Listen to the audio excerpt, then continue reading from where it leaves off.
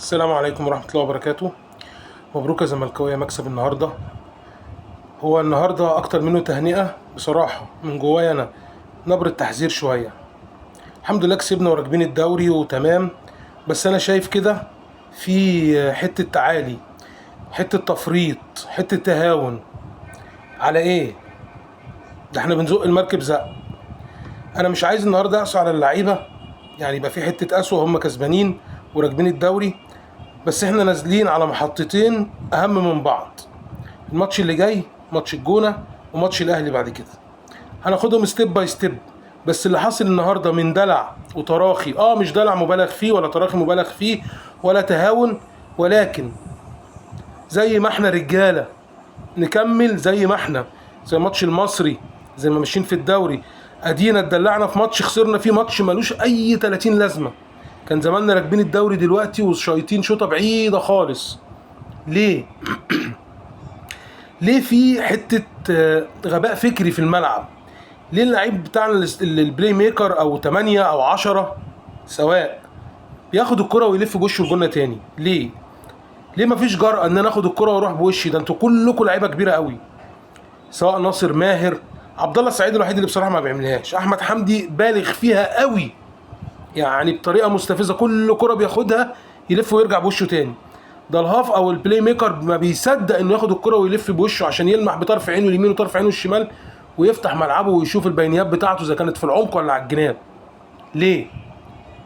ليه النهارده في حته تراخي شويه كده؟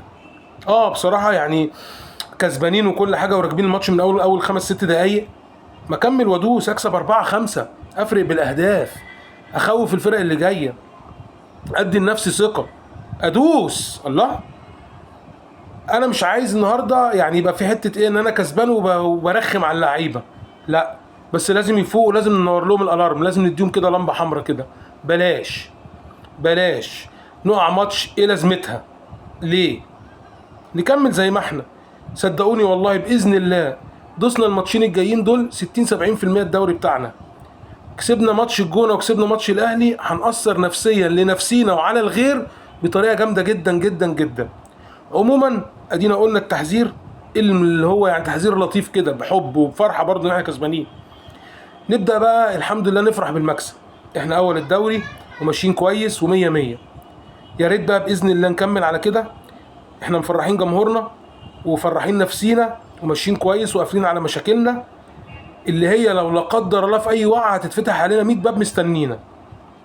فعشان كده يا رجاله الزمالك يا فرسان 100 عقبه، بالله عليكم دوسوا وركزوا، انتوا احسن من اي حد صدقوني.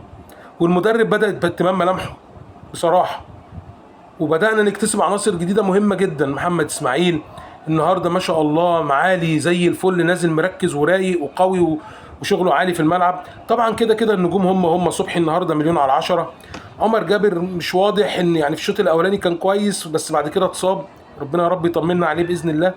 بنتايج هو حسام عبد المجيد هو يعني هم كلهم كويسين، مش قصدي وحشين، لكن دونجا برنس، ربنا يا ابني يكرمك، انا مبسوط منك قوي اول الموسم ده بصراحه. ناصر ماهر برضو بدأ يتخلص شويه من حته الانانيه، في سنه انانيه، بس الماتشين اللي فاتوا المصري والنهارده زي الفل ماشي. عبد الله السعيد مفيش ولا كلمه، انت اسطوره اسطوره، اللهم صل على النبي. النهارده عامل سبرنت مع شاب يعني ايه قد اخوك الصغير او قد ابنك، اكنه يعني مش موجود جنبيك، سرعه وقوه وتركيز وحاجه زي الفل. هفضل اشكر فيك لغايه امتى؟ انت تستاهل اكتر، الدنيا كلها بتشكر فيك وتستحق كده ماشي. عدي الدباغ يعني هو اي فروت كده، وكل الفراوده الكبيره كده يضيعوا حاجات غريبه ويجيبوا حاجات اغرب. ادم كايد النهارده بصراحه لا زي الفل ومليون على 10. اخوان بزيرة ما حته الحلويات قلنا بقى قبل كده وهنقول ان شاء الله دايما حته الحلويات، فشكرا. بس خلوا بالكم، والف الف مليون مبروك يا جمهور الزمالك، يا انضف وارقى واحلى ناس في مصر، الف مليون مبروك. وان شاء الله باذن الله في حاجه كده مستنيها، معلومه لو جت هقولها لكم في فيديو، ممكن يكون قبل الماتش بتاع الجونه، يا رب اتاكد منها، بس انا مش من النوع اللي بحب اهبد وارزع واقول اي كلام. فاكرين الفيديو لما قلت لكم جالي تليفون واوضه اللبس ولعه؟ ده الكلام ده من شهرين وشويه، اهو اديكم شايفينه. فانا احب اقول المعلومه وباذن الله تبقى 100% صح، عشان ما اكسفكوش ولا اخذلكم ولا اكسف نفسي. فلو جات لي المعلومه قبل ماتش الجونه هقولها لكم، هتفرحوا باذن الله. لو مش كده يبقى باذن الله الفيديو بتاعنا بعد النصر بتاع ماتش الجونه باذن الرحمن.